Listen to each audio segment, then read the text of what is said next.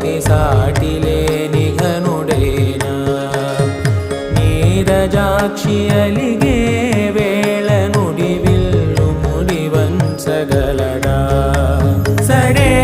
చాలు శత సైన్యాలు నడిపే ధీరుడైనా వసుధావాణి మిథిలావేణి మది వెనుక పలుకు పలుకులెరుగగల